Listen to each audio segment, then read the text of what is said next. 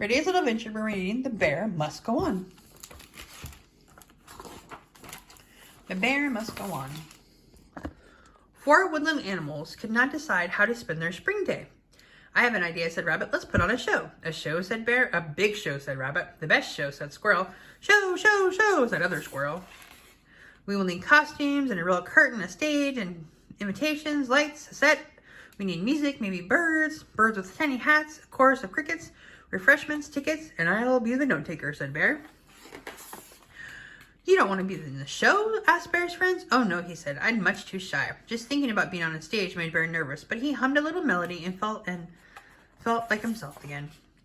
Everyone was shouting over each other. I need a hat. That's very important. Write that down, said Rabbit. I also need a hat. A tail hat. Write that down, said Squirrel. Don't forget little hats for the birds, said other Squirrel. Hats with straps. Without straps, their hats will fall off and the show will be ruined. Bear gladly wrote it all down. He whistled a cheerful little tune, happy to remain hatless backstage. Very shiny, said Squirrel. We also need tickets, said Rabbit. Shiny tickets. Bright, shiny, and big letters.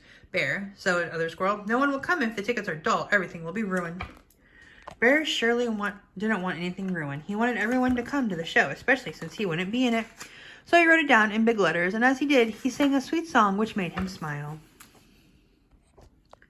And the curtain, said Rabbit. It should be red. Write that down. The curtain should be green, right, said Squirrel. We need a sparkly curtain, said the other Squirrel, with sequins sewn on tightly. Even one loose sequin will ruin the whole show.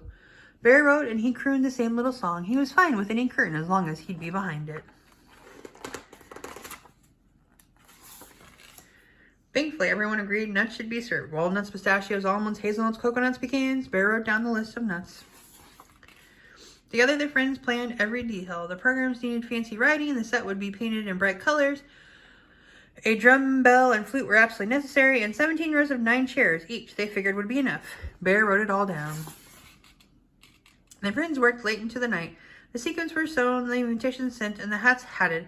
Bear shined tickets and sang aloud in the light of the moon.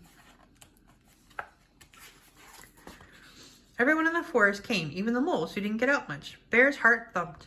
He drew the curtains open. There was a great hush, and the audience waited and waited. Rabbit looked at Squirrel. Squirrel looked at other Squirrel. Other Squirrel shrugged. It was silent, but for the chorus of crickets. Close the curtain!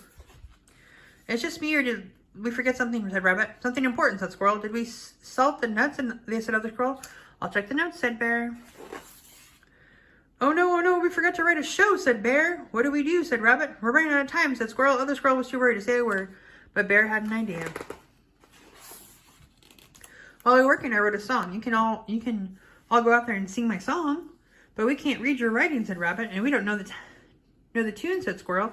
You need to sing your song, said other Squirrel. I can't, he said. You can, they said. Bear looked at his friends. He could see how much they were counting on him. The curtain opened and Bear walked into the spotlight. His heart pounded. He thought about running away, but he didn't. He cleared his throat and let his big bear voice ring out across the forest. It was beautiful. In the end, the show wasn't ruined. A song was written, a bear found his voice, and 4 friends brought the house down. Sure, a handful of sequins came undone. Some ferrets arrived late, one bird's hat fell off, and Bear forgot a few of the words. But it turned out those things didn't matter at all. Bravo! Woohoo! Encore! The end.